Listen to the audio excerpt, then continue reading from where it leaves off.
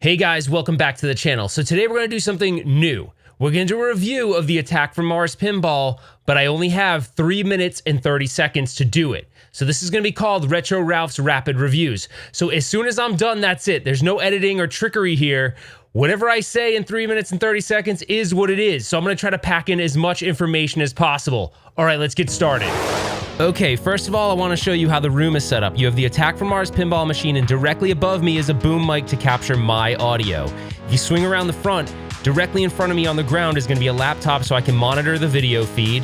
And then on the right-hand side, there's a counter that will count down, that will be synchronized with what you see on your screen.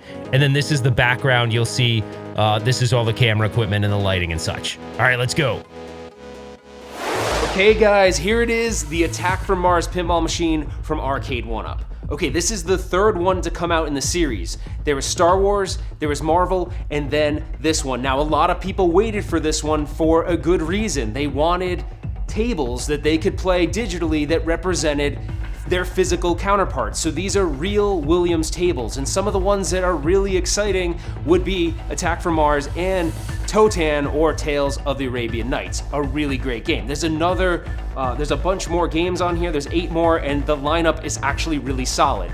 So when I look at this machine, I can't help but compare it to the Star Wars because that's the other one that I've owned. Now, I had some issues with certain elements of the Star Wars machine. It was a 1080p panel, screen inside, but they were outputting 720p, so you could obviously see there was degraded graphics that they were using. So it wasn't gonna be the equivalent of what you've played if you've played these games on like a Nintendo Switch or Steam or something like that. So you just have to know that going in. You're not getting the best quality of the gameplay, but for the Star Wars and the overall package, I thought it was pretty good. Now, there's one thing in particular on the Star Wars that a lot of people complained about, and that was the DMD screen. They're not giving you the entire screen. You can see there's black bars on the top and the bottom, and that's really to sort of adhere to the aspect ratio of the original artwork.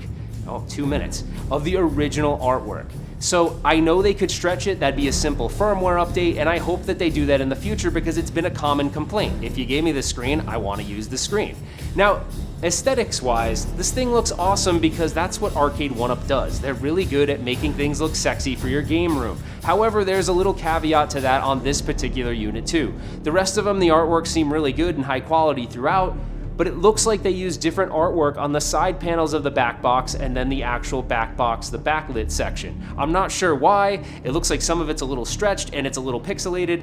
I don't get that because that's usually Arcade1up's strong suit, so it wouldn't be something I would typically complain about, or really anybody would, but now at this point it became an issue with this particular machine. So there's another thing. You get the 10 games, but there's actually one that straight up doesn't work. So Whitewater does not work. Now keep in mind, oh boy, we're getting up to 60 seconds. Now keep in mind, Arcade1up could release a firmware update, and Zen Studios has said they're gonna do that, but Arcade1up's track record for doing firmware updates isn't exactly amazing, so you're gonna have to put your confidence in the fact that they're going to, and I don't know that I feel confident enough to tell you that right now, because their track record isn't awesome.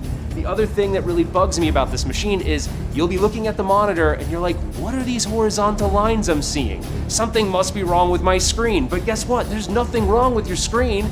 It's the plexiglass. They used the cheaper plexiglass on this machine than they did the Marvel and the Star Wars, and I don't know why. I have no idea why, but it is very, very distracting, and that's another reason why it's really hard for me to recommend this screen. So if you're looking at these Arcade1up pinball machines, and you know what you're getting yourself into, I would suggest looking at the Star Wars or the Marvel first. It's unfortunate because I think this one has the best table lineup, but with the issues that I have here with the screen resolution and then the screen issues, the plexiglass issues, and the fact that that one game is not working, oh my gosh, 7 seconds, I can't recommend it. So there you go. That's it. That's my review. I hope you enjoyed it, and I hope you enjoyed this format, and we will see you guys on the next one.